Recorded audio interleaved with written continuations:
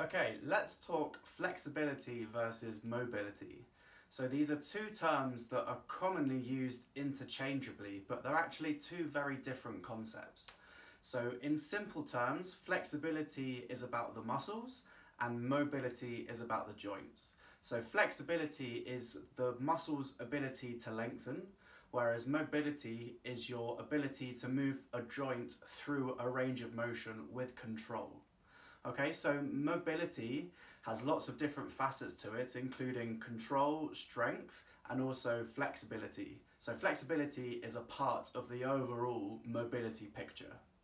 A good analogy I like to use is comparing it to a car with a flat tire.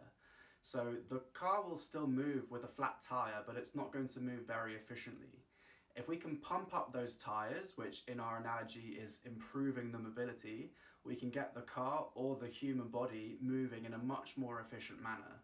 So for someone that's squatting, for example, if they have very stiff ankles that don't have the proper mobility, they're then going to suffer by not being able to squat to as much depth, which means they'll have to compensate with either more knee and hip movement, or they'll have to turn their feet out or have their stance a lot wider than they should.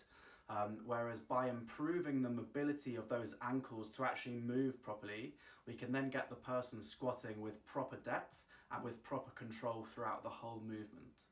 Just to compare flexibility and mobility and how they interlink, let's say I'm lifting my arm up as high as I can or reaching it behind me as much as I can. That needs both flexibility and mobility because it's the shoulder joint as well as a few other joints that are moving, so we need good mobility through the shoulder joint. But we also need good flexibility through some of the rotator cuff muscles, through our pec, to be able to reach our hand behind there. And to control that movement, we then also need strength in those muscles, which again is another component of mobility. Because flexibility and mobility are different things, they should be treated as different things when we're training. So if we're looking to actually improve our flexibility for personal reasons or because it links into a specific athletic goal that we have in mind, we should do that at the end of a session when we're already warm. Because like we said at the start, flexibility is the ability of a muscle to lengthen. A cold muscle won't be able to lengthen properly. So that's why stretches, static stretches and general flexibility goals should be done at the end of a workout once we're already warm.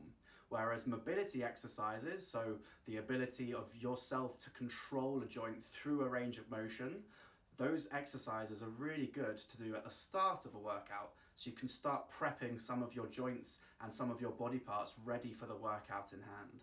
If we use another example then, so the world's greatest stretch, obviously stretch is in the name, so you'd think it's just a flexibility exercise.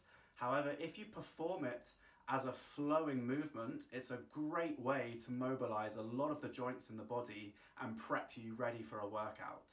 Whereas if you hold it in the final position as a static stretch, that's going to be improving your flexibility rather than improving your overall mobility. The other thing to know about flexibility is that static stretching only ever temporarily improves your flexibility. We then need to strengthen in that new range of motion that you achieved with the stretch to be able to keep that range of motion afterwards. So in a way, after you static stretch, you then need to gain strength and control in that new range of motion to be able to keep that change as a long-term improvement.